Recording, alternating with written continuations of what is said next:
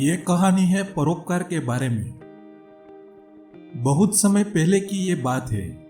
एक प्रसिद्ध ऋषि अपने गुरुकुल में शिष्यों को शिक्षा देते थे। उस ऋषि के गुरुकुल में बड़े बड़े राजा महाराजों के पुत्रों से लेकर साधारण परिवार के बच्चे भी शिक्षा लेने के लिए आते थे। कई सारे वर्षों से शिक्षा प्राप्त कर रहे शिष्यों की शिक्षा आज पूर्ण हो रही थी और इसीलिए सभी उत्साह के साथ अपने अपने घर लौटने की तैयारी कर रहे थे। तभी ऋषि ने सभी को मैदान में एकत्रित होने का आदेश दिया। ऋषि का आदेश सुनते ही सभी शिष्यों मैदान में एकत्रित हो जाते हैं। ऋषि सभी से कहते हैं कि आज इस गुरुकुल में आप सभी का अंतिम दिन है और मैं चाहता हूं कि यहाँ से जाने से पहले आप सभी एक दौड़ में हिस्सा लें। इस दौड़ में आपको सिर्फ दौड़ना नहीं है किंतु कूदना भी होगा और अंत में एक अंधेरी सुरंग से भी गुजरना होगा।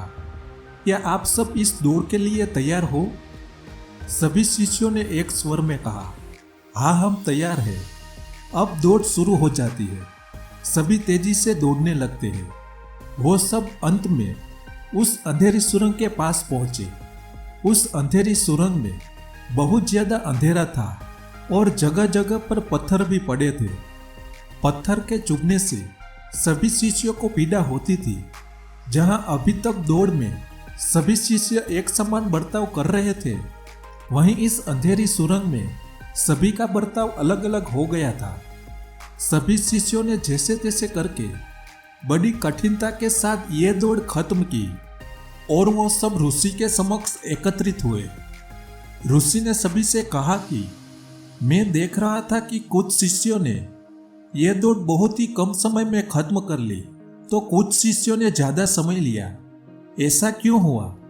ऋषि की बात सुनकर एक शिष्य ने कहा, गुरुजी, हम सभी लगभग साथ में ही दौड़ रहे थे, पर उस अंधेरी सुरंग में पहुंचते ही स्थिति बदल गई।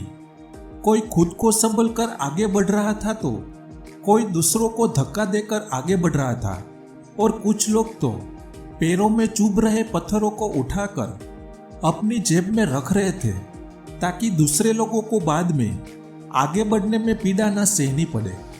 इसलिए सबका दौड़ पूरी करने का समय अलग अलग था।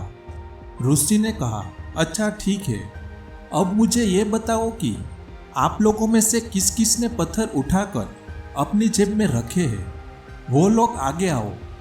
ऋषि का आदेश सुनते ही कुछ शिष्य जिसने पत्थर उठाकर अपनी जेब में रखे थे वो आगे आए। अब ऋषि ने उन सभी से कहा कि आप सभी अपनी अपनी जेब में से पत्थर निकाल कर देखो। वो सभी अब पत्थर निकाल कर देखने लगे, पर ये क्या, जिन्हें वो सब पत्थर समझ रहे थे वो तो कीमती हीरे थे। सभी शिष्य आश्चर्य में पड़ जाते हैं और ऋषि की तरफ देखने लगते हैं।